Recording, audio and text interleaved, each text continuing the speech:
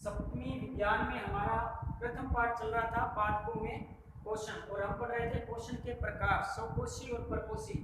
पूर्व में हमने परजीवी और मर्तजीवी जो क्वेश्चन है उसके बारे में अध्ययन किया था। नेक्स्ट अपना है कीट भक्षी, यानी कि तीसरा अपना क्वेश्चन का प्रकार है कीट भक्षी। इसके नाम से ही पता चल रहा है, यानी कि जो कीटों का भक्षण करते हैं, तो कीटों को आहार के रूप में जो पादप ग्रहण करते हैं उनको हम कीट भक्षी पादप के नाम से जानते हैं।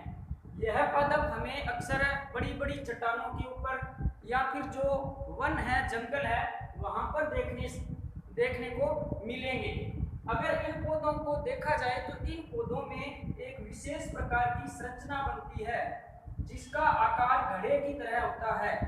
इस घड़े को घट बोलते हैं, और इस घड़े के ऊपर जिस शाखा पर ये लगा हुआ है, इस घड़े के ऊपर यहाँ पर पादप की एक पत्ती लगी रहती है जिसे बोलते हैं पर्ण। इसीलिए इन पादपों को एक अन्य नाम दिया गया है घटपर्णी, यानी कि पत्ता रखने वाला घड़ा। तो जो घटपर्णी पादप है, इस पादप के जो घड़े की संरचना है, घट है, इसके अंदर सूक्ष्म बाल जैसी संरचनाएं जिसे बोलते हैं हम रोम पाई जाती है, और अंदर इनके एक चिपचिपा पदार्थ भरा होता है जिसके अंदर पाचक रस होते हैं। जैसे ही कोई कीट यहाँ पर पर्ण का रस चूसने के लिए आकर बैठता है, तो वह कीट इस घड़े के अंदर धीरे धीरे फिसलता चला जाता है। जो इसके रोम है उनके अंदर इस तरह से क्रमानुसार गति चलती है, जिसके कारण ये इस कीट को अपने अंदर ले जाते हैं, और इसके अंदर भरा हुआ जो पाचक रस है उसके द्वारा उस कीट को आहार के रूप में पचा लिया जाता है, यानी कि उसका पाचन हो जाता है, और घट की जो पर्ण है ये बाद में बंद हो जाती है। तो इस तरह से ये पादप कीटों को आहार के रूप में ग्रहण करते हैं, इसलिए इनको घटपर्णी पादप या कीट भक्षी पादप बोलते हैं। इसके कुछ उदाहरण हैं, जैसे कि विंस फ्लाई ट्रैप, यह एक पादप है जो कीट भक्षी का उदाहरण है। इसी तरह से एक सन नाम का पादप है, यह भी इसी का उदाहरण है। इसी तरह से एक पादप है ड्रोसेरा, और एक अन्य पादप है यूट्रिकुलेरिया। तो ये कुछ ऐसे पादप हैं जो कीट भक्षी के उदाहरण हैं, यानी कि कीटों को आहार के रूप में ग्रहण करते हैं। नेक्स्ट अपना प्रकार है पादपों में क्वेश्चन का, वो है सहजीवी। सहजीवी का भी अपने यदि नाम देखें तो इसके नाम से ही स्पष्ट पता चल रहा है। सह का मतलब है साथ साथ में, जीवी का मतलब जीवन यापन करना। तो कभी कभी पादप है वो दो पादप एक साथ में रहते हुए साथ साथ में अपना जीवन यापन करते हैं, तो उन्हें हम सहजीवी पादप कहते हैं।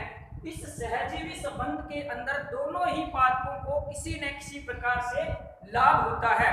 जैसे कि एक पादप किसी दूसरे को रहने के लिए, मिट्टी से पोषक तत्व ग्रहण करने के लिए आवास प्रदान करेगा, तो बदले में दूसरा पादप उसको अपना भोजन है वो भोजन देने का काम करेगा। तो ऐसे पादपों को सहजीवी पादप बोलते हैं। इसका उदाहरण है लाइकेन। लाइकेन एक सहजीवी पादप का उदाहरण है। ये लाइकेन अक्सर बड़े बड़े वृक्षों के ऊपर हमें धब्बों के रूप में दिखाई देता है। इस लाइकेन में दो पादप एक साथ पाए जाते हैं, जिनमें से एक होता है कवक और दूसरा होता है शैवाल। तो ये दोनों साथ साथ में रहते हुए पादप जीवन यापन करते हैं, अपना पोषण प्राप्त करते हैं, जिसे सहजीवी संबंध बोलते हैं। यहाँ पर इसके अंदर जो कवक है वो शैवाल को मिट्टी से पोषक तत्व और आवास है वो उपलब्ध कराएगा, यानी कि रहने के लिए स्थान उपलब्ध कराएगा।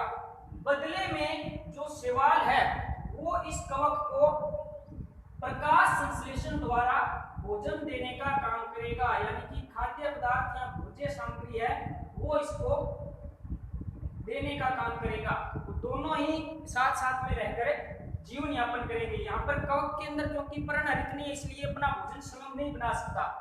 शैवाल के पास में पर्णरहित है, इसलिए प्रकाश संश्लेषण से भोजन बनाकर और कवक को उपलब्ध कराएगा, और कवक शैवाल को रहने के लिए स्थान, आवास बास मिट्टी से पोषक तत्व है ये प्रदान करने का काम करेगी। हमें अपना अंतिम टॉपिक है मृदा में पोषकों की पुनः पूर्ति, क्योंकि हमने अक्सर ये देखा है कि किसान खेतों के अंदर यूरिया या खाद और उर्वरक डालते हैं ताकि पौधों का फसलों का जो उत्पादन है या वृद्धि है वो अच्छी तरह से हो सके।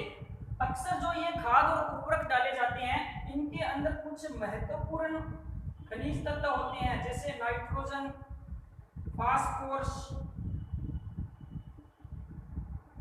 पोटाशियम आदि। ये पोषक तत्व मृदा के अंदर मिलने के बाद में पौधों की जड़ों द्वारा अवशोषित किए जाते हैं, जो कि पौधों की स्वस्थ वृद्धि और विकास के लिए आवश्यक है।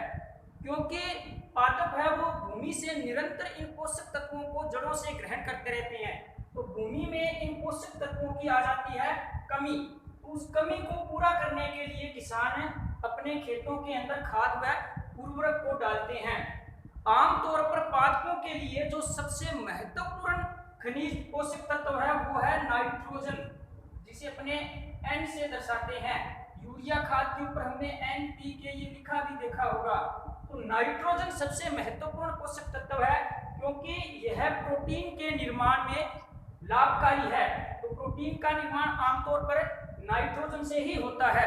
तो नाइट्रोजन की पूर्ति है वो पादप सीधे नहीं कर सकते, तो नाइट्रोजन को हमेशा पादप फीलिय रूप में ही ग्रहण कर सकते हैं।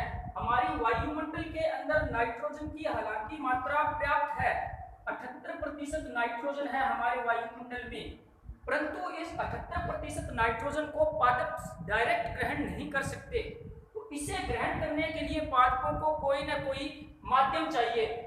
तो आमतौर पर जो फलीदार पादप होते हैं, जिन्हें हम दाल वाले पादप भी बोल सकते हैं, फलीदार या दालों वाले पादप, उनके यदि हम जड़ों को देखें तो उनकी जड़ों में विशेष प्रकार की गंठिकाएं पाई जाती है। इस तरह से जड़ों के अंदर गांठे जैसी संरचनाएं पाई जाएगी फलीदार पादपों के अंदर।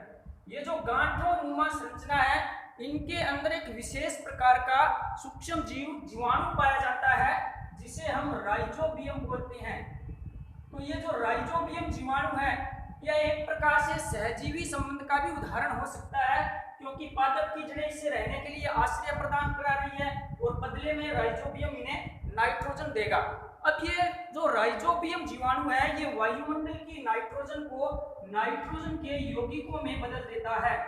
तो जब नाइट्रोजन के यौगिक बन जाएंगे तो नाइट्रोजन के यौगिक विलेय रूप में भूमि से पादप की जड़ों द्वारा अवशोषित कर लिए जाएंगे। तो इस तरह से पादपों के अंदर नाइट्रोजन की जो पूर्ति है वो पूर्ण हो जाएगी।